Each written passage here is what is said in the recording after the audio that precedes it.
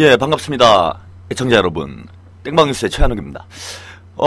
모처럼 좋은 결과가 나왔네요. 예. 4.27 재보궐선거가, 야권연대 압승으로, 막을 내렸습니다. 뭐 예상은 했었는데, 막상 승리하고 나니까 기분이 좋습니다. 예, 지난 지방선거 이후에, 2연승 한 거죠. 우리 야권이 또 2연승을 하면서, 이제 새로운, 이 정권교체의 돌파구, 교두보고가 열렸다. 이렇게 좀 볼 수 있을 것 같습니다. 그래서 오늘 땡방뉴스는요, 이번 재보궐선거 분석을 중심으로 특집으로 보내드리겠습니다. 특집이라봐야 뭐 달라질 건 없습니다. 대통령이 떴다 안 보내드리고요. 1시간 동안 한 가지 얘기로 떠든다. 뭐 이렇게 생각하시면 될 것 같아요. 그래서 보궐선거, 아무래도 많은 국민들이 관심이 있었고, 또 2012년 양대선거, 4월 총선과 12월 대선에 이 전초전에 이런 큰 의미를 갖고 있었습니다. 그래서 아무래도 요 분석을 오늘 여러분들과 함께 나눠보는 게 좋을 것 같아서요. 뭐 여러 잡다한 얘기 안 하고요. 오늘은 재보궐선거 내용을 중심으로 해서, 그리고 향후 또 전국 진단 해봐야죠. 뭐 중심으로 해서 땡방뉴스 진행을 해보도록 하겠습니다. 먼저 재보궐선거 결과를 좀 분석을 좀 해봐야 되겠네요. 예. 오늘도 또 많은 분들 함께하고 계신데, 혹시 뭐 궁금하신 점이 있거나 의견 말씀 있으시면은 댓글 팍팍 남겨주십시오. 제가 여러분들 의견도 함께 소개해드리면서 오늘 진행을 좀 해보도록 하겠습니다. 먼저 선거 결과를 볼까요? 물론 뭐 그 기초단체장이나 시, 군구 의원 선거도 있었는데, 아무래도 뭐 관심은 4개 선거였죠. 강원 도지사 선거, 그 다음에 3개 국회의원 선거, 이게 초점이었다, 화제에. 그래서 요걸 중심으로 해서 오늘 이야기를 좀 나눠볼까 합니다. 선거 결과 볼까요? 강원도, 최문순 후보 51.08%를 득표를 했습니다. 엄경 후보, 훅 갔네요. 사람이 이렇게 기회주의적으로 놀면 안 됩니다. 민주당 후보로 나왔으면은 뭐 무난하게 당선이 됐을 텐데, 뭐 본색이 드러난 거죠. 뭐 기회주의자, 출세주의자의 본색이 드러난 겁니다. 아무튼 쉽게 이기지 않겠는가라는 세간의 평가를 뒤엎고, 지난번에도 그랬네요. 이계진 후보, 이광재 후보하고 붙었었죠. 강원도에 이렇게 자꾸 뭐 이런 연예인은 아닌데 방송인들이 많이 출마를 했는데 날아갔습니다. 또 46.56%, 25,971표 차. 시원합니다. 훅 갔어요, 아주. 뭐 이분 거의 끝났다고 봐야죠. 거의 끝났다고 봐야 됩니다. 대통령 아마 꿈도 좀 꿔보지 않았을까. 그래서 도지사 한나라당을 선택을 했던 것 같은데, 한 2017년 정도 엄경입니다, 대선 후보, 이런 얘기를 들을 수도 있었는데 아웃됐습니다. 다행이죠. 다행입니다. 그리고 또 하나의 관심 지역이죠. 분당을, 이거 참 사실 대선 전초선의 의미를 가질 정도로 손학규 당대표가, 민주당 대표가 출마를 하면서, 야, 이게 이제 과연 대선 풍향계가 어떻게 될 것인가. 이게 분당 싸움의 한석의 의미보다는 대선의 풍향계, 과연 손학규가 야권 대선 후보로 떠오를 수 있을 것인가, 아니면 그냥 여기서 또 침몰할 것인가, 이런 의미도 있었고요. 또 하나는 이제 이게 총선 수도권 판세를 또 가늠하는 천당 아래 분당, 한나라당의 그야말로 텃밭이라고 할 수 있죠. 강남 3구와 더불어서 경기의 강남, 이 분당에서 뭐 지난번에 출마했던 임태희 대통령 비서실장, 뭐 전 비서실장이 될 가능성이 있죠. 지금 사퇴를 했습니다. 70%가 넘는 아주 높은 득표율로 당선이 됐었는데, 이게 과연 가능하겠는가. 손학규 후보가 과감하게 결단을 내렸습니다. 용단을 내려가지고 출마를 했어요. 한나라당에서도 뭐 여러가지 진통이 있었습니다. 근데 이제 비중 있는 후보를 출마를 시켰죠. 정 총리, 한 여성을 사랑했던 전 총리가 거론이 되다가, 한나라당 전 대표였던 강재섭 후보가 재기를 해보겠다라는 큰 꿈을 안고 등판을 했습니다. 재기는 물 건너갔네요. 손학규 후보 51%, 그 다음에 강재섭 후보 48.31%를 받았습니다. 2188표 차. 약 3% 안쪽에 근소한 차이긴 했는데, 이게 분당이라는 지역적 특색을 고려하면은 큰 승리를 했다. 이렇게 평가를 해볼 수 있을 것 같습니다. 예. 아주 큰 의미가 있었고요. 다음은 순천. 예. 순천 민주노동당 김선동 후보. 그 다음에 무소속 조순영 후보. 김대중 정부 시절에 아주 비중 있던 역할을 했던 그야말로 전남의 또 거물이라고 할 수 있는 이런 인물이 맞붙었습니다. 이 순천이 또 주목받았던 건요.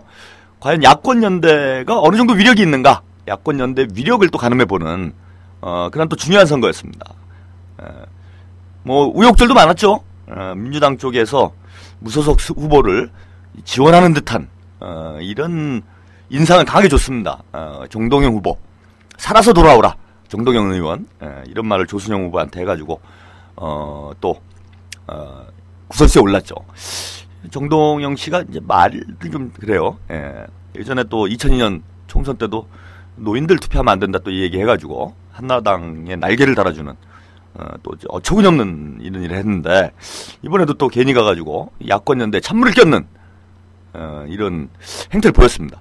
박지원 원내대표도 알게 모르게 또 그죠? 뭐 팔이 아두를 굽는 건 뭐 어쩔 수가 없나 봅니다.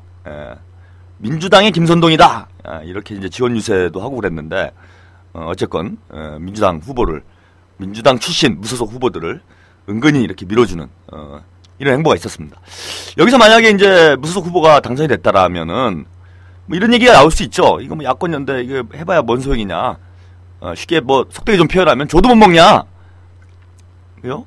뭐 민주노동당 국민참여당 이거 뭐 힘도 없는 거 아니냐. 우리가 이게 크게 양보를 했는데 니네 줘도 못 먹는 거 아니냐. 그러면서 무슨 연대냐. 이러면서 내년 총선에 사실 상당한 갈등이 예상될 수도 있는 이런 형국이었는데 예. 김선동 후보가 민주노동당 전 사무총장이었죠. 김선동 후보가 큰 표차로 가장 압도적인 승리를 했어요. 36.24%. 조순영 후보 21.72%. 무려 12,141표 차로 예, 야권 단일 후보로 당선이 됐습니다. 박수를 보냅니다. 민주노동당이 예, 실력이 있다라는 걸 검증을 해줬어요. 야권연대 파괴력. 이거 뭐 민주당 깃발만 꽂으면은 당선되는 지역에 민주당도 안 된다라는 거. 국민이 바라는 게 뭔지 이런 걸 또 확인해줬습니다. 그 다음에 우리 민주화의 성지 광주 전남 지역 우리 국민들 유권자들 저력을 보여줬어요. 2002년 대선 때도 노무현 대통령 만들기에 1등 공신이었죠. 광주에서의 노풍으로 누굽니까? 이름도 까먹었네요. 이제 이분 하도 훅 가가지고 이인재 씨, 인재 가면 언제 오나 훅 가버렸습니다 그때. 그러면서 노무현 대통령이 되는 그야말로 한국 정치 지형을 바꿔놓는 이런 일대 파란의 주역이 우리 광주 전남 지역 유권자들이었는데 이번에도 정치의 지도를 바꾸는 아주 큰 전략적 투표로 야권연대에 큰 힘을 실어줬습니다.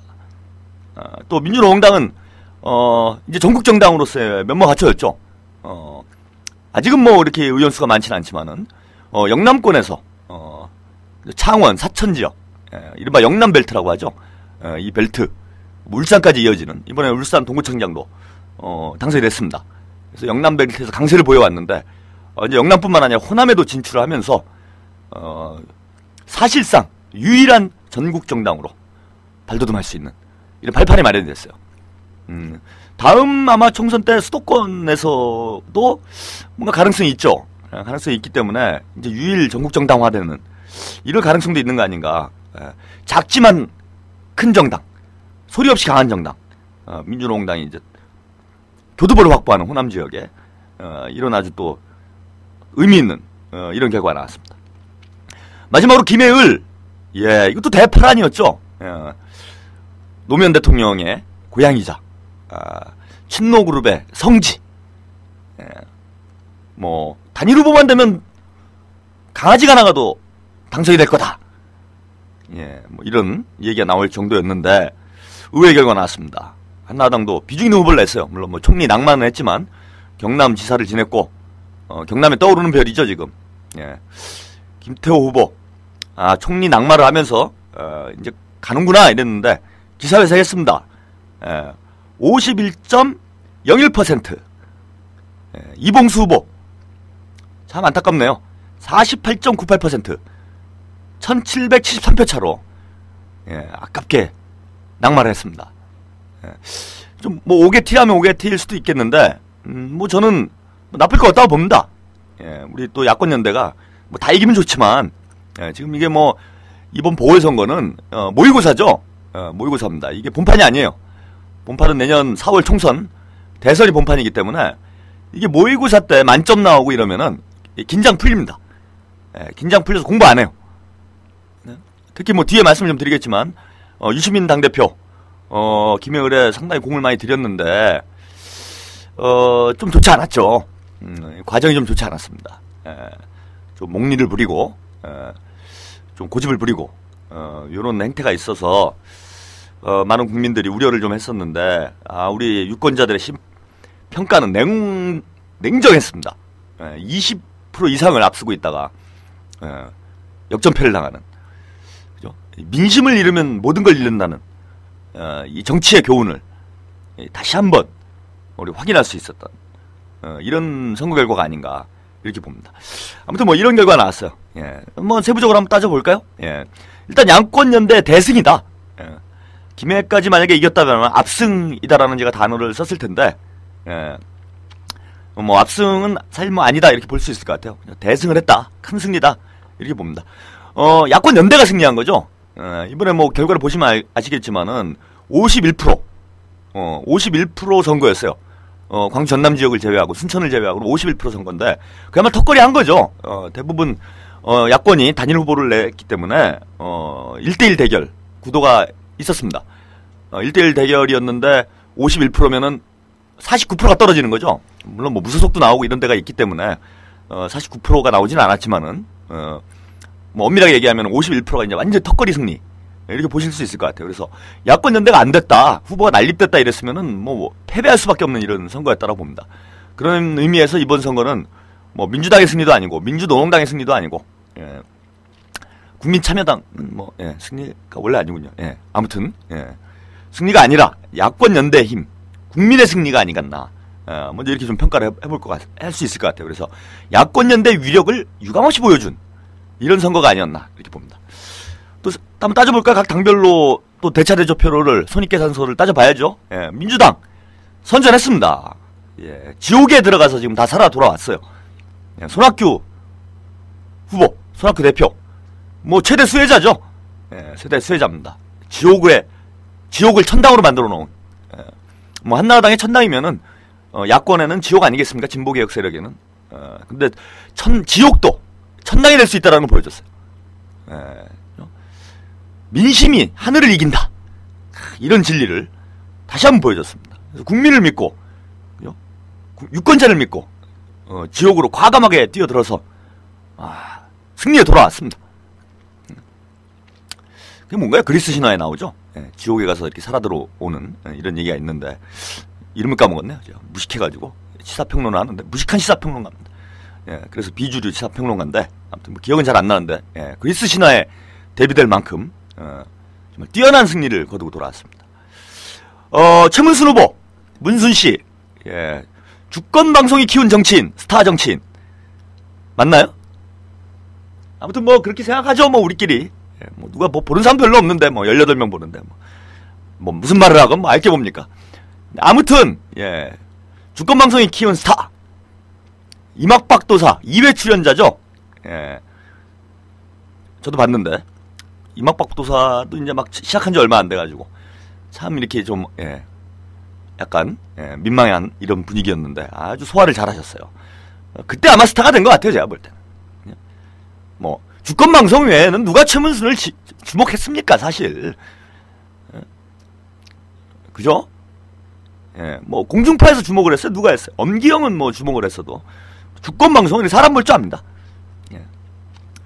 저희가 뭐 시청률은 안 나와도 이런 정치 감각 하나로, 그죠? 주류방송, 사실상 이전 주류방송이라고 합니다. 그래서 이번에 도지사를, 배출하는데 큰 공을 세웠어요. 물론 뭐 최문순 지사도 기억을 하실지 모르겠네요. 기억을 하실 겁니다. 그래도 예. 떡고물이 좀 있을래나요? 예. 그런 거 기대하면 안 됩니다. 예. 아무튼 이런 성공을 거뒀다라는데 크게 만족을 하고 뭐 이거보다 더 좋은 게 어디 있겠습니까? 그야말로 극적인 승리를 일궈냈습니다. 대역전극. 엄기영을 꺾을 줄이야 최문순. 춘천고 후배, 5년 후배죠. 후배가 선배를 그냥 후려쳤습니다. 이런 거 좋아요. 이런 거.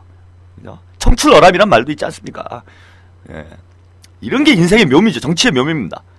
예? 후배가 선배를 압도하는. 그죠?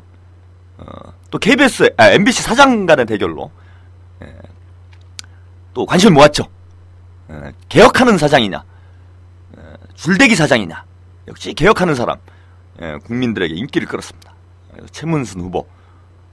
그야말로 여기도 강원도도 지옥이 아니겠나 이렇게 했는데 제가 오늘 준비한 파워포인트 자료를 좀 보여드리면 좋을 텐데 오늘 뭐 강연이 갑자기 있어갖고요. 갑자기 준비를 했습니다. 그래서 사진을 제가 이렇게 좀 준비를 했는데 최문순 지사와 이광재 전 지사 포옹하는 장면의 사진을 제가 준비를 했어요. 두 분의 승리죠. 두 분의 승리고 도민의 승리입니다. 우리 이번에 뭐 한나라당 쪽, MB 쪽에서 강원도 탈환을 위해서 정말 뭐 온갖 불법, 탈법, 관권 선거를 총동원했어요. 그죠? 이명박 대통령이 뭐 제가 뭐 땡방뉴스 하면서도 한번 그 방송으로 한번 한 적 있었는데 직접 평창을 찾아가가지고 전폭적으로 지원하겠다. 이게 관권 아니면 뭐가 관권입니까? 대통령까지 나가가지고 불법 선거. 이거 탄핵감입니다. 탄핵감. 불법 선거를 자행하고 이른바 콜센터 사건. 엄기영 씨 그런 사람인 줄 몰랐어요. 펜션에다가 아주머니들 모아놓고 이거 자칫 잘못하면 그 펜션의 아주머니들 그렇게 하면 안 됩니다. 이게 뭐 오해를 또 불러일으킬 수도 있어요. 근데 아무튼 불법 콜센터 사건까지 터지면서 그야말로 그냥 당력을 총동원해서 강원도를 탈환하겠다. 사실 이광재 지사를 낙마시킨 것도 참 이게 뭐 거의 그죠? 사법 제가 보기에는 이게 사법 선거다 이렇게 얘기할 정도로 도민들의 선택을 사법부가 뒤엎는 뭐 이것부터가 말이 안 되는 거였는데 우리 대한 도민의 힘으로 이거 뒤집어 엎었습니다. 통쾌합니다. 그래서 민주당 지옥에서 살아 돌아온 사나이들 뭐 선전했습니다. 박수. 민주노동당 대약진했어요. 이게 사실 총선에서도 참 지역구 한석이 쉽지 않은 정당인데 아직은 이번에 아까 말씀드린 민주당 텃밭에서 물론 뭐 단일 후보로 나갔긴 했지만은 실력이 있다는 검증했어요. 무려 10%가 넘는 압도적인 지지율을 얻어냈기 때문에 이게 단지 후보 단일화의 힘이다 이렇게만 평가할 수는 없습니다. 물론 야권도 연대에 힘이 없었다라면은 뭐 당선 쉽지 않았겠지만 민주노동당 저력이 있다라는 거 확인됐어요. 이뿐만 아니라 울산 동구청장 당선이 됐습니다. 그 다음에 거제와 등등 해서 기초단체 의원들도 다수 당선이 됐어요. 민주노동당. 이게 참 좋은 교훈입니다. 민주노동당이 욕심 안 부렸죠. 욕심 안 부리고 그동안 6.2 지방선거부터 해서 야권 연대의 성사를 위해서 발벗고 뛰었어요. 진짜 뭐 바라는 거 없이. 특히 우리 이정희 대표 지성이면 감천이라고 소리 없이 열심히 하니까 그죠? 야권 연대 내에서도 민주당에서도 인정한 거죠. 그래 민노당은 밀어주자 인간적으로. 솔직히 우리가 민주노동당까지 팽시키면은 국민들이 뭐라 생각하겠느냐. 이래서 민주노동당 또 도와줬고요. 국민들도 그래 민주노동당이 열심히 하더라. 욕심 안 부리고 평가가 있었던 겁니다. 그러면서 민주노동당 이번에 가장 큰 승리를 했다고 봐야죠. 뭐 결과적으로야 보면은 뭐 손학규 대표와 최문순 후보, 최문순 지사가 이제 뭐 이 외견상으로는 큰 승리지만은 소리 없이 실속 있게 장사한 거죠, 그죠? 실속 있게 실리를 챙긴 거는 민주노동당 아닌가 저는 이렇게 봅니다. 일단 호남 지역 진출을 위한 교두보를 마련을 했고, 또 민주노동당의 텃밭인 울산 탈환했습니다. 그럼 일단 다음 이제 총선 때 두석 예약해 놓은 거죠. 일단 두석 예약을 해 놓은 겁니다. 설마 뭐 이번에 찍어주고 다음에는 다른 사람 찍겠습니까? 1년짜리 국회의원인데 김선동 후보가 또 출마를 하시겠죠. 그러면 이제 순천, 네, 깃발 꽂을 수 있는 이런 또 실리가 있었고, 또 어딥니까? 예, 울산, 또 탈환을 할 수 있는 이런 또 아주 교두보가 마련이 됐어요. 그래서 지금 보면 민주노총당이 다음 총선 기대가 돼요. 야권 연대를 하게 되면 물론 이제 시너지 효과 때문에 더 큰 성과 나올 수 있을 텐데, 일단 야권 연대가 뭐 아니더라도, 아닐 수는 없겠지만, 아니더라도 일단 지금 보면은 순천 유력해졌어요. 울산에서 한석 이상 기대해 볼 만합니다. 그리고 전통적인 강세를 보여왔던 창원, 또 강기갑 의원의 지역구죠. 사천의 기적, 사천, 충분히 승자 있습니다. 이방호 씨 요즘에 뭐 기억도 안 해요. 유권자들이 기억도 안 납니다. 언제 방호인지. 그러죠. 또 수도권, 서울 이정희 출마, 지금 출격 예정 중입니다. 관악이죠, 관악. 관악에서 또 진짜 이제 전국 정당으로서 잘 포진될 수 있는 그런 의미에서 민주노총당은 아주 크게 이번에 큰 성과가 있었다라고 좀 이렇게 평가해 볼 수 있지 않을까, 이렇게 봅니다. 국민참여당, 안타깝습니다. 그죠? 이게 뭐 거의 제가 그 주권방송에 칼럼을 썼는데, 그 칼럼을 쓰면서 이게 뭐 천재지변이 없는 한 원내 진입이 가능하지 않겠느냐 했는데, 천재지변이 나고 말았네요.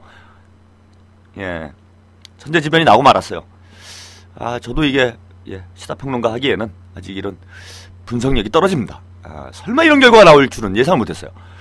저는 뭐 가장 무난하게 당선될 지역이 김해을 아니었겠나.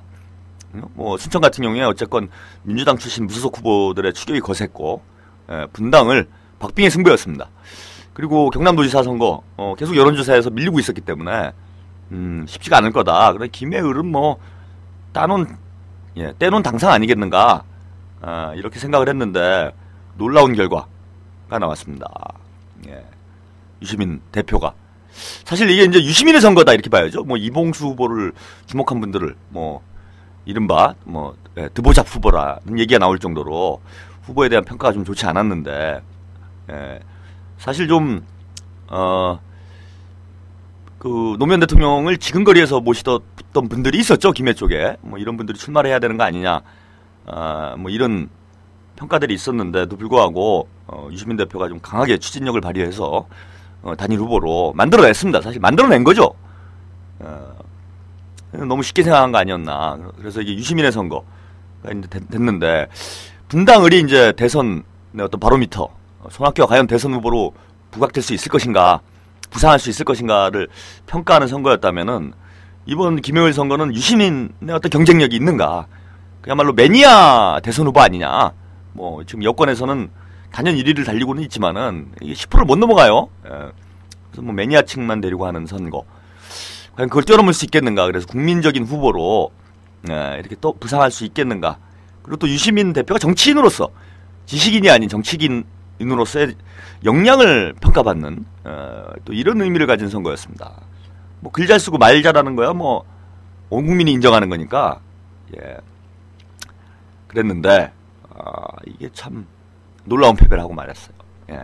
그러면서 유시민 후보 참 뒤에 또 말씀을 드리겠지만은 최대 정치 위기 아닌가, 개인의 정치 이력에 최대 위기가 오고 있지 않나, 이런 건데 이게 왜 졌을까, 이거 한번 잘 생각을 해봐야 돼요. 그죠? 저는 뭐 우리 유권자들의 냉혹한 심판이었다고 봅니다. 일단 뭐 투표율이 말을 해주죠.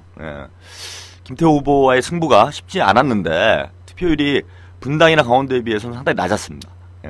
순천하고 비슷한 정도가 나왔어요. 사실 순천은 투표율이 높을 만한 그런 뭡니까, 조건이 좀 아니었죠. 야권끼리의 이런 경쟁 구도이다 보니까 투표율이 높아지긴 좀 어려운 형국이었습니다. 그럼에도 불구하고 40%가 넘었다라는 것도 좀 의미가 있었는데, 김해을 의외로 아주 저조한 투표율이 나왔어요. 41%대 이렇게 나왔습니다. 그러면서 한나라당 후보가 아무래도 이러면 조직표, 조직력의 우위에 있는, 인지도의 우위에 있는 후보들이 좀 유리해지는데, 왜 이거 투표율이 낮게 나왔는가. 이거는 일단 젊은 진보개혁 쪽의 젊은층 유권자들이 뭔가 이 냉소가 생긴 게 아니냐. 이 후보 단일화 과정에서 이 국민참여당이 욕심을 부렸죠. 욕심을 부리면서 유권자들의 실망감을 줬습니다. 야, 이거밖에 안 되는구나. 노무현 정신을 따르는 이런 정당인데 이게 말로만 노무현 정신 아니냐. 진짜 노면다운 어떤 대범함, 진정성 이런 거보다는 어찌 보면은 자기 그 밥그릇 챙기기 이런데 너무 몰입하는 이런 양태가 좀 있었죠. 그러다 보니까 유시민 대표가 뭐 민주당하고 섞는 건 뭐 그렇다 치고 이 시민단체들한테도 뭐 사실은 좀 비난을 쏟아부었어요. 이게 후보 단일화 잘 안 될 때. 그래가지고 적을 만든 거죠. 물론 뭐 그 양반들이 그렇다고 해서 반대 운동을 하고 이러지는 않았을 텐데 아무래도 이게 열성이 떨어지게 돼 있습니다. 감정이 생기면은. 그러다 보니까 이제 시민사회단체도 좀 적극적으로 안 움직인 거 아니냐. 또 민주당도 좀 소극적으로 했겠죠. 불만이 있을 테니까. 이제 그런 결과로 이게 국민참여당이 패배를 하는. 이건 저는 결국 유시민 대표의 어떤 욕심이 빚어낸 천재지변, 재난 아닌가 이렇게 봅니다. 그래서 여당이건 야당이건 한나라당이건 뭐 민주당이건 민주노동당이건 이게 욕심 부리면은 국민의 뜻을 거스르고 욕심을 부리면 이거 우리 유권자들의 평가는 냉혹합니다. 이제 옛날 국민들이 아니에요. 옛날처럼 뭐 난 노무현이랑 친하니까 친노 사람 찍어주고 나 호남이니까 민주당 찍고 영남이니까 한나라당 찍고 이런 때는 끝났습니다. 이제. 근데 유시민 대표가 이런 시대의 변화를 제대로 읽지 못한 거 아닌가. 그래서 뭐 한석을 제가 뭐 칼럼에도 그렇게 썼는데 한석을 얻었는지는 모르지만 뭐 결국 결과적으로 얻지도 못했고요. 민심을 잃었다. 민심을 잃는 정치를 해서는 안 된다는 겁니다. 이제 손학규 대표가 승리를 했었던 배경은 국민의 명령을 따른 거죠. 제가 말하는 국민의 명령은 뭐 단체를 얘기하는 게 아닙니다. 단체가 아니라 진짜 국민의 명령을 따른 겁니다. 너 가서 죽어라. 죽어서 살아와라. 당신의 능력을 보여다오. 진짜 차기 우리 진보개혁 세력의 열망을 유권자들의 열망을 실현할 수 있는 국민의 열망을 실현할 수 있는 그런 능력 있는 정치인인지 아닌지 철새인지 아닌지 실력으로 검증을 받아라 라는 이런 국민의 명령이 있었고 이 명령을 겸허하게 받아들여서 따른 거죠. 국민의 뜻을 따르니 지옥에서도 살아 돌아온다 이런 겁니다. 근데 국민의 뜻을 거스르니 천당에서도 죽어 돌아온 거죠 지금. 이거 유시민 대표 냉정하게 좀 평가를 해보셨으면 좋겠어요. 저 뭐 개인적으로 지금 이것도 불만도 있습니다. 유시민 대표 때문에 제가 날벼락 맞았어 날벼락. 오늘 제가 무슨 강연을 하러 가야 되는데 잠도 못 자고 지금 뭐 제가 저기 강연 뭡니까 자료 만들고 이러는데 어제 유시민 대표가 뭐 행사에서 강연을 하시기로 했는데 선거 패배의 충격 때문에 갑자기 그 강연을 취소를 하였어요. 근데 제가 그 강연 주최 측하고 사실 이런 강연 정말 부담됩니다. 인간적으로. 유시민 씨 같은 이런 메가토급 이런 강사가 출연을 하기로 예정이 돼 있다가 그래갖고 그거 보니까 강연 그 예약자 수가 300명이 넘었다 그래요. 한 4,500명 거의 1,000명 가까이가 이 강연을 들으려고 기대를 하고 있었는데 이걸 느닷없이 약속을 깨셨더라고. 혹시 뭐 이거 들으실지 모르겠는데 이거 제가 좀 쓴소리 좀 할게요. 이거 국민들하고 유권자가 아니더라도 대중들하고 하는 약속을 내가 이제 죽을 병이 걸려도 이거 깨면 안 된다. 정치인으로서 이건 빵점짜리죠. 뭐 선거야 이길 수도 있고 질 수도 있고 뭐 그런 거 아닙니까? 근데 이거 속 좁게 이 약속을 깨셨어요. 그래갖고 제가 그 주최 측이랑 친분이 있으니까 사실 하루 전날 깨버리면은 다른 분을 초청하기도 참 민망합니다. 그죠? 내가 뭐 유시민 뭐 대타냐 뭐 그럴 거 아니에요. 기분 나쁘죠. 근데 이제 저같이 이제 별로 그죠? 별 뭡니까 하여튼 뭐 별 인지도도 없고 영향력도 없는 사람 이런 사람 벼락 맞는 거예요 이제. 그렇다고 또 제 친분 때문에 안 할 수도 없고. 그리고 이따 이제 강연하러 가야 되는데 걱정입니다. 거기 있는 분들은 이제 그래도 유시민 사람 심리가 그러잖아요. 어디서 막 굴러먹던 뭐 드보잡이 나와서 강연을 한다 그러면 처음부터 그래 하나 드러나 보자 그러고 오면 뭐 실망할 것도 없잖아요. 또 의외로 그죠? 의외로 이게 강연이 뭐 잘 모르는 사람인데 가서 강연을 잘하더라 그러면은 의외로 야 나 오늘 보람이 있었다 이렇게 되는데 이거 뭐 유시민 씨를 내가 한번 봐야 되겠다 그러고 왔는데 무슨 어디서 굴러먹다 온 뼈다귀인지 뭐가 와가지고 뭐 강연하겠다 이래버리면은 일단 실망하고 시작하는 거 아닙니까? 실망하고 이게. 저는 뭡니까 이게? 뭐 개인적인 얘기를 해서 좀 그런데 이게 제가 왜 이 얘기를 하냐면요. 이게 유시민 대표의 어떤 정치 자세, 태도 이거 한번 좀 잘 자기 검토를 좀 성찰을 해보셨으면 좋을 것 같아요. 물론 상처가 크시니까 칩거를 하시는 거 뭐 저도 이해는 됩니다. 칩거하시면서 분해하지 말고요. 지금도 이게 좀 생각을 좀 잘 해보셨으면 좋을 것 같아요. 이거 왜 이렇게 됐는가. 자기 평가를 좀 잘 해보셔야 됩니다. 근데 뭐 그런 거 없는 거 아닌가 이런 저는 생각도 좀 들어요. 개인적으로 안타깝습니다. 어쨌건 좋은 때건 비가 오나 눈이 오나 좋은 때건 나쁜 때건 국민들과 함께하는 게 진정한 정치인이죠.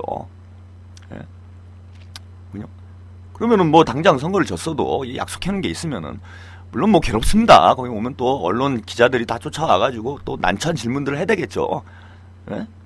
약 올리고 슬슬 저 같아도 화가 나고 막 괴롭고 뭐 지금 진짜 어디 쥐구멍에라도 들어가고 싶고 뭐 이런 기분이라는 거 압니다. 근데 그렇다고 해도 그죠? 국민을 책임지는 그런 큰 그릇의 인물이라면은 나와야죠. 나와서 국민 속에서 검증받고 평가받고 또 그 속에서 다시 또 기운을 얻어가지고 또 다시 재기하면 되는 거죠. 뭐 손학규 대표 보세요 이번에. 그죠? 손학규 사실 한나라당 나오면서 그러면 이명박 대통령이 그런 얘기를 했어요. 당내에 있어도 춥고 나가면 시베리아다 이랬습니다. 그러니까 안에 있어도 손학규는 별거 없고 나가봐라. 그럼 사실 나와보니까 뭐 진보개혁 진영 쪽에서 뭐 제대로 이거 인정해주겠습니까? 이거 뭐 서자 취급받고 철새 취급받고 그랬는데 와신 상담하면서 그죠? 자신을 버리면서 뭐 이렇게 열심히 몸을 던져서 정치를 하니까 다시 한번 기회가 오는 거 아닙니까? 기회는 이거 언제든지 올 수 있어요. 근데 문제는 자세입니다. 그때 손학규 대표가 민생 대장정을 했어요. 그래서 뭐 광산도 쫓아가고 저는 뭐 쇼한다 생각을 했습니다. 처음에는. 근데 이거 100일인가 그렇게 하더라고요. 조금 진정성이 있구나. 조금 좀 신뢰를 해줬어요. 근데 지난번 보궐선거였죠. 보궐선거 때 당원의 자격으로 또 수원에 가가지고 승리를 일궈내지 않았습니까? 좀 괜찮네? 괜찮은 것 같네? 그러다가 일약 당대표가 됐어요. 또 그런 승리를 일궈내면서. 그러면서 야권연대를 정말 성신성의껏 이번에 그죠? 자기 뼈를 깎고 살을 떼주면서 했어요. 인정을 해줘야 됩니다. 그죠? 무슨 아무리 정치적 타산에 의해서 했건 어째서 했건 간에 그 인정을 저는 해줘야 된다고 봐요. 그래서 이번에 또 자기를 던져가지고 또 선거에 출마했습니다. 그래서 이제 일약 누가 봐도 이제 야권에서 가장 치고 나가는 대선 후보가 된 거죠. 그래서 이런 마음 자세로 하면은 국민들이 믿음을 줍니다. 노무현 대통령 정신도 그런 거잖아요. 그냥 종로에 가서 헤딩하고 부산에 가서 그냥 뭐 되지 않을 거 알았잖아요. 노무현 대통령. 그런 게 노무현 정신 아닙니까? 저는 유시민 대통령이랍니다. 유시민 후보가 진짜 대통령의 어떤 포부가 있고 노무현 대통령의 뜻을 따르고 싶다면 저는 좀 이렇게 하는 건 아니지 않는가 이렇게 봅니다. 그죠? 혹시 뭐 지금이라도 방송을 보시면은 지금이라도 좀 나오세요. 순실대로 6시까지 뭐 보실 리가 없겠지만은 제가 진짜 유시민 대표랑 진짜 친분이 있다면 충언을 드리고 싶습니다. 이럴 때일수록 의기소침하면 안 돼요. 당당해야 됩니다. 다 바라는 거 아니에요, 그죠? 반대 세력들이 다 바라는 겁니다. 당당해야 돼요. 질 때도 있고 이길 때도 있는 겁니다. 선거는 인생사 세옹지마라고 하지 않았습니까? 오히려 저는 이게 국민참여당의 보약이 될 거라고 생각을 해요. 보약이 될 겁니다. 분명히 이 유시민 대표와 국민참여당 당원들이 이 국민의 뜻이 무엇이구나 이런 걸 깊이 깨닫고 정말 뼈를 깎는 이 자기 성찰을 하고 혁신을 한다면은 국민참여당 다음 총선 때 더 큰 성과 얻을 수 있습니다. 그리고 지금 분위기 보세요. 야권연대 안 하면은 안 되는 선거예요. 다음 총선이.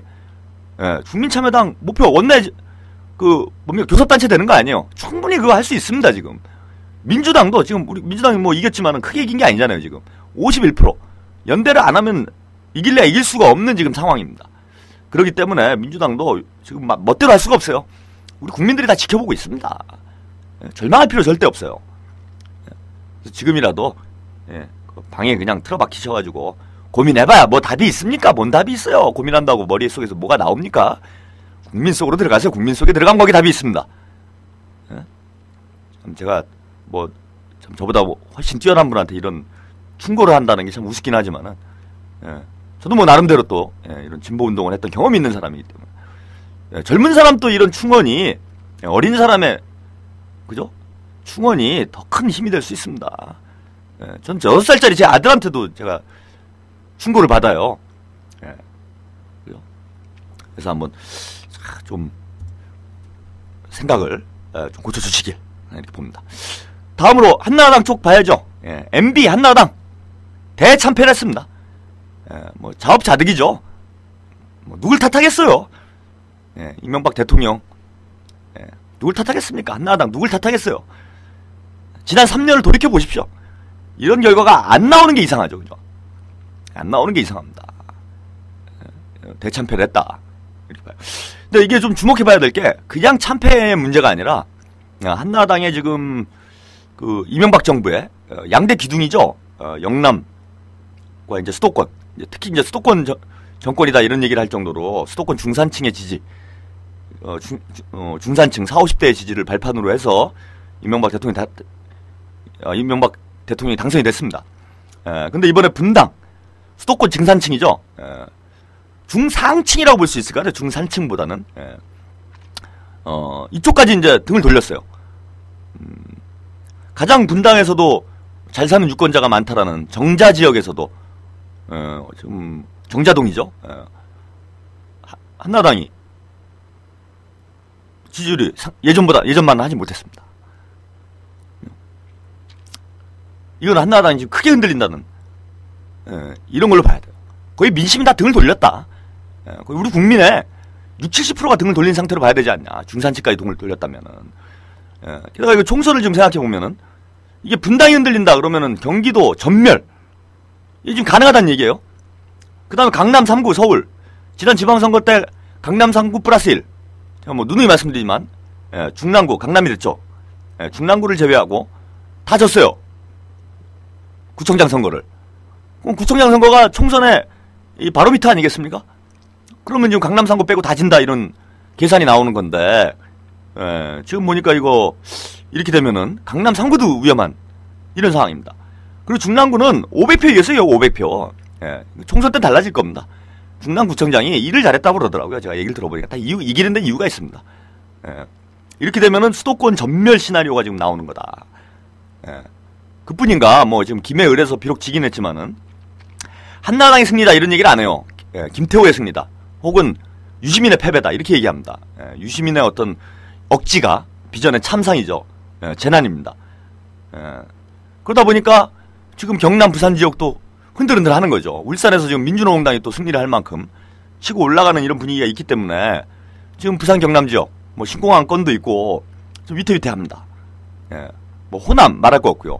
충청권, 세종시, 과학벨트, 그죠? 다 날라갔죠 지금. 세종시, 충청도 민심이 떠난 지는 뭐 아주 오래됐습니다. 그러면 이제 뭐 강원도, 강원도, 뭐 곳곳에서 지금 날라갔어요. 강원도도 반타작도 힘든 상황이 됐습니다 지금. 이렇게 되면 한나라당 이길 데가 없어요. 이길 데가 없습니다. 그래서 2008년 총선의 거꾸로 판이 다음에 벌어지지 않겠는가. 이거 뭐 한나라당 그야말로 참패가 아니라 이제 재난입니다. 쓰나미가 오는 거죠 지금. 이렇게 볼 수 있을 것 같아요. MB 왕가, 친이계가 완전 몰락을 했습니다. 안상수 대표 뭐 사퇴를 했어요. 뭐 참담한 표정이죠, 그죠? 이재호 씨, 관권 선거 논란, 선거 개입 논란이 있을 정도로 수첩 왕자죠. 수첩 공주님 한 분도 괴로운데 수첩 왕자가 등장했습니다. 수첩에다가 뭐 엉뚱한 거 썼다가 논란이 있었는데 이번에 전면에 등판을 했어요. 가만히나 있지 왜 그랬는지 몰라요. 물론 뭐 결과적으로 김해에서 이겼기 때문에 뭐 남들 성과가 있는지 모르지만은 지금 분위기는 뭐 그게 아닙니다.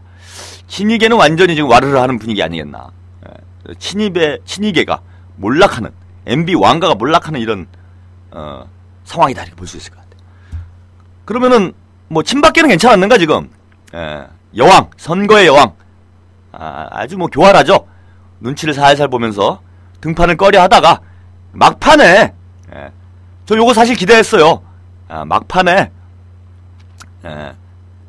강원도는 이기겠지 해가지고 강원도에다 슬쩍 발을 걸쳤습니다. 엄기영씨 손을 잡아주면서 선거의 여왕, 뭔가 실력을 보여주겠다. 같이 훅 갔어요. 선거의 여왕은 무슨 짓불 선거의 여왕입니까? 그냥 재수가 좋았던 거죠 그동안. 괜히 강원도에 가가지고 기웃거리다가 함께 갔습니다. 여왕의 부진. 유시민 씨와 더불어서 뭐 이게 아주 크게 부각은 안 되고 있는데요. 어쨌건 그래도 박근혜 씨, 별거 없구나. 그죠? 강원도도 정리를 못하는구나. 박근혜는 결국 가봐야 대구 경북에서는 좀 통하는구나. 30%의 여왕. 그죠? 유시민 씨랑 둘이 비슷한 것 같아요. 매니아층은 탄탄하죠. 근데 30%나 10%나 공통점이 있습니다. 그걸로는 백날 해도 백날 1등 2등 백날 해봐요. 5년 동안 1등 2등 해보십시오. 대통령 되나. 30%의 매니아가 있지만은 그걸 넘어서기는 좀 힘들다고 봅니다. 그게 이번 강원도 선거에서 확인이 됐어요. 확인이 됐습니다. 박근혜 30% 지지율 견고하다. 앞으로 나가지도 않고 더 후퇴하지도 않습니다. 그런데요, 전통적으로 선거를 해보면은 견고한 보수층 유권자 한 40% 정도로 봅니다. 근데 40% 가지고 대통령 안 되잖아요. 45%도 좀 힘듭니다. 그죠? 한 45% 이상이 나와야 대통령이 되는 건데, 그러면 지금 박근혜 씨가 15%를 더 얻어와야 돼요. 어디 가서 얻어오겠습니까 지금. 강원도에서도 뭐 별거 없는데 서울에 오면 별거 없습니다. 골목 여왕이라는 거예요. 동네 여왕. 그죠? 동네에서 여왕인 거죠. 유시민 씨도 좀 그런 경향이 있죠. 10%의 왕자.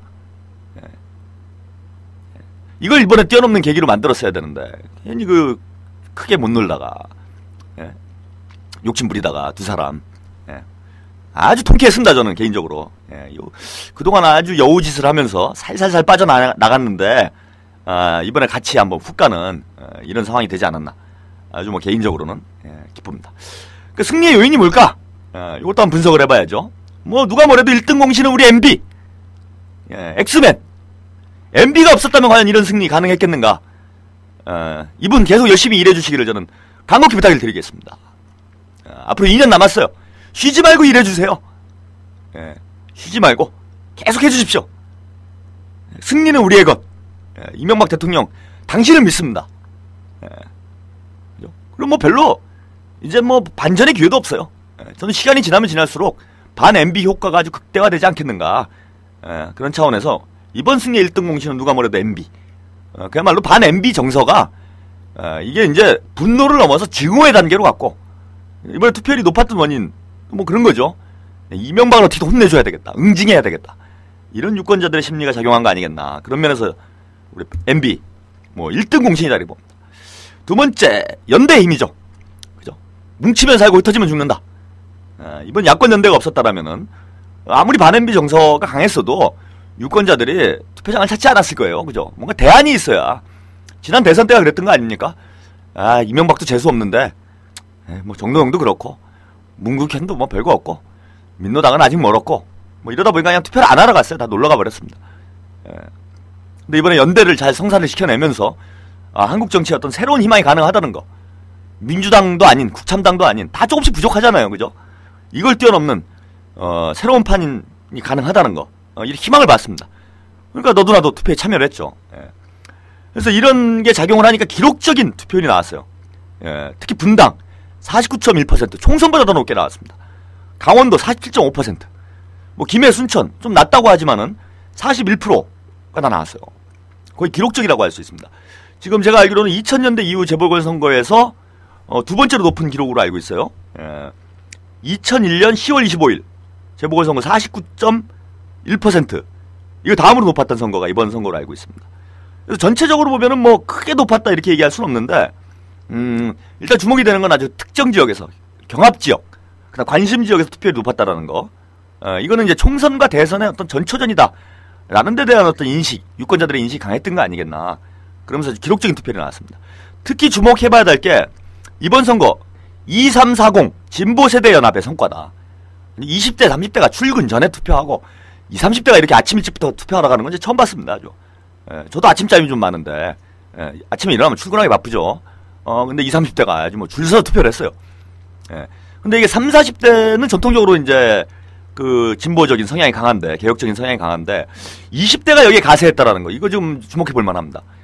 그러면 20, 40대가 다 연합하는 이런 형국이 되면은 그야말로 다음 총선 대선 이거 뭐 이제 거의 승리에 구분응선까지 왔다고 봐야 되지 않느냐. 그리고 이게 지금 변할 가능성이 별로 없어요, 유권자들 성향이. 그래서 20, 40대 23, 40 진보 세대 연합, 저는 이걸 좀 주목을 해봐야 되지 않을까 이렇게 봅니다. 다음으로 우리가 주목해야 될 건 이제 천안함 2차 북풍, 역풍이 왔죠. 특히 이제 강원도에서 이걸 주목을 해봐야 돼요. 엄기영 후보 이거 밀리기 시작하니까 또 악수를 뒀습니다. 이명박 대통령한테 배운 게 이런 거밖에 없어요. 이 사람들 수준이 이렇습니다. 그래서 이거 토론회에 나와가지고 천안함 사건에 북한을 두둔하는 식으로 의견을 최문순 후보가 이 문제에 관련해서 앞장서서 좀 얘기를 했죠. 이거 천안함 의혹이 있다. 이거를 이제 색깔 시비를 걸고 들어갔습니다. 근데 놀라운 결과가 나왔어요. 고성, 인제, 홍천, 화천, 양구, 철원, 이게 이제 접경 지역입니다. 전통적으로 이제 접경 지역이, 휴전선 인근 지역이 아무래도 보수적 성향이 강했어요. 근데 보면은, 최문순 후보가 네 곳에서 이기고, 엄기영 후보가 2곳에서 이겼습니다. 인제, 홍천, 화천, 양구에서. 특히 양구에는 군수, 지방자치단체장 선거가 있었죠. 2배가 넘는 압도적 승리를 했어요. 양구가 아닌 양양이군요. 양양에서는. 그리고 고성, 철원에서 엄경 후보가 이겼습니다. 그래서 오히려 이게 역풍이 불었다, 천안함 역풍이. 이거는 뭐냐 하면, 천안함 이 연평도 사건을 거치면서 이 접경지역 주민들이 상당히 부담감 느끼고 있는 거 아니냐, 지금. 북에서 뭐 조준 격파 사격을 하겠다. 뭐 이래가지고, 뭐 반북단체들이 가가지고 삐라 날리고 이런 것, 시민들하고 막 마찰이 빚어지고 그랬죠, 주민들하고. 이런 심리, 불안감. 한나라당이 이거 해결도 못하면서 북하고 계속 어떤 마찰만 빚고 있는데, 이거에 대한 좀 불안감이 작용을 하면서, 이게 역풍이 분 게 아니냐. 그래서 이제 스스로 자폭한 거죠. 이런 게 있고요. 마지막으로 이제 요인은 자살골 많이 넣었죠, 이번에. 엄기영 씨, 콜센터 자살골. 요거 뭐 결정 다 됐어요. 국민들이 아직도 이따위로 선거 아냐. 그 다음에 이재호 씨, 관건 선거. 그죠? 또 이명박 대통령 관건 선거 논란도 있었죠. 정몽준 씨 불러다가 뭐, 배수진을 쳐라, 뭐 이런 얘기를 하면서, 뭐 이명박, 노무현 대통령 같았으면 아마 탄핵 됐을 건데,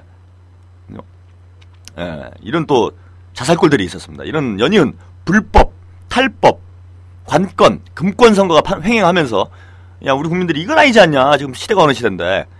이러면서 이거 혼을 내줘야 되겠다. 이렇게 좀 투표에 적극적으로 참여한 건 아니겠나. 뭐, 이렇게 한번 요인을 분석을 해볼 수 있을 것 같습니다. 오늘 1시간, 보궐선거 특집으로 제가 보내드리고 있는데요. 벌써 시간이 할 얘기가 많았는데, 벌써 시간이 다 됐네요. 그래서 뭐, 전국 전망을 좀 간단하게 짚어보면서, 다음 주에 또, 오늘 다 못다한 부분들은 또 다음 주에 또 말씀 좀 더 추가해서 드리도록 하겠습니다. 뭐 간단하게 볼까요? 먼저 대권 기상도 한번 살펴보죠. 손학규 후보, 뭐 매우 맑음이죠. 매우 맑음. 봄날이 왔습니다. 햇빛은 쨍쨍, 모래알은 반짝. 아직 뭐 여론조사 결과를 제가 아직 못 봤는데요. 아마 대선 후보 이제 선호도 조사를 하면은 10%는 무난히 돌파하지 않겠나 이렇게 봅니다. 대선 가도에 그냥 청신호가 켜졌다. 이런 의미의 손학규 후보. 매우 맑음입니다. 다음은 이정희 대표. 역시 맑음이죠. 물론 뭐 대선 후보로 이번에 나올까, 아직 뭐 이제 젊기 때문에, 대선 후보로 나올까 이런 건 있겠는데, 뭐 이정희 후보가 아니더라도, 민주노동당, 막습니다. 괜찮아요. 요 실력이 있다 이런 검증이 됐어요. 그동안 민주노동당 문제는 말은 잘하고 정의로운 건 알겠는데, 이게 뭐 수권 능력이 있느냐? 이게, 여러 평가가 있었는데, 이번 능력을 보여줬습니다. 이정희 후보, 당대표. 이게 사람 좋고, 말만 잘하고, 자기 개인이 능력이 있는 게 아니라 정치인으로서의 이정희. 당대표로서의 이정희. 이번에 주목을 받았습니다. 역시 맑음입니다. 아주 맑아요. 다음 볼까요? 유시민 대표. 흐리죠? 구름이 지금 짙게 깔려 있습니다. 근데 이게 먹구름이 될지, 비구름이 될지, 아니면 뭐 잠시 그냥 스쳐 지나가는, 그런 구름일지는 저는 이게 유시민 대표의 행보에 달려있다 봅니다. 그죠? 이게 자기 탓하기 나름이에요. 충분히 여기서 좀 제기할 수 있다고 봅니다. 그래서 흐림으로 저는 평가를 해봅니다. 분발하세요. 예. 정치하려면은 산전수전 다 겪어봐야 됩니다. 다음, 박근혜, 공주, 박근혜 공주, 지금 맑아요. 그러나 맑은 뒤 구름, 혹은 맑은 뒤 비가 예상이 됩니다. 왜 막냐 하면 일단 당내 당권 경쟁에서는 지금 일단 유리해지지 않겠느냐. 이명박 대통령하고 좀 거리를 두는 분위기, 이런 분위기 형성이 될 가능성이 높기 때문에 아무래도 당내 당권 대권 경쟁에서는 일단 유리한 위치에 섰다. 근데 문제는 건 이제 거기까지죠. 지금 이게 반 한나라당 정서예요. 지금 분위기가 한나라당은 안 된다. 반 이명박도 있지만 한나라당도 안 된다. 무조건 야권 연대다. 이런 쪽으로 지금 표심이 모이고 있기 때문에 한나라당 대선 후보로 과연 출마를 해가지고 승산이 있겠는가? 확실한 건 보증할 수 있어. 30%는 확실해요. 30%. 열심히 하세요. 30%. 그래서 맑은 뒤 흐림, 혹은 맑은 뒤 비, 이렇게 예보를 해봅니다. 친이그룹, 다양한 후보들이 있죠. 이재호 씨, 훅 갔죠. 정mon주 씨, 보궐선거 직전에 이명박 대통령하고 독대를 했어요. 왜 그랬을까요? 이명박 대통령이 밀어주는 듯한 인상으로 얘기를 했습니다. 밀었습니다. 벼랑 끝으로. 그렇죠. 김문수 후보, 개인 또 미국 가가지고, 뭐 나라를 구하겠다 뭐 헛소리를 했습니다. 나라를 안 구하셔도 돼요. 제발 구해주지 마세요. 그냥 놔두세요, 우리나라를. 이런 분들 기상도 쓰나미입니다. 쓰나미, 폭풍, 태풍, 쓰나미, 뭐 하여튼 다 몰려오고 있어요 지금.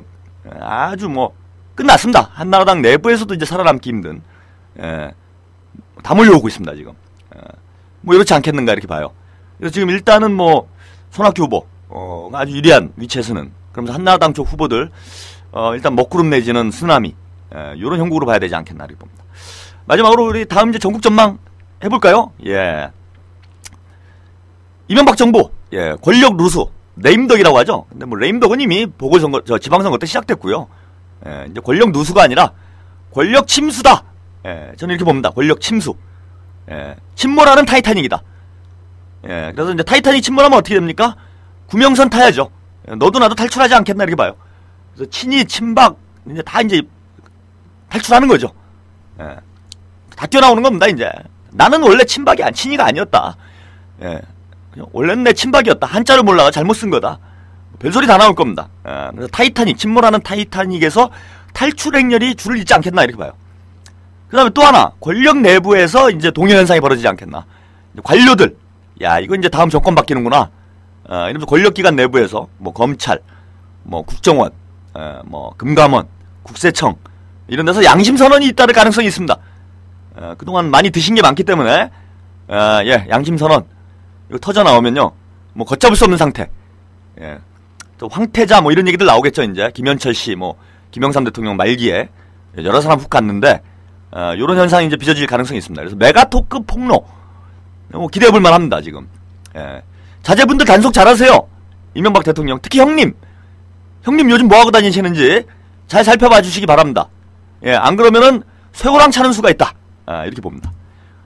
다음 한나라당 내부, 아무래도 박근혜 대표의 힘이 실리겠죠. 그리고 이명박 때리기가 시작될 겁니다. 이명박 대통령하고 거리두기, 뭐 탈당 이런 얘기도 아마 나오지 않겠나, 조만간에 전당대회 거치면서.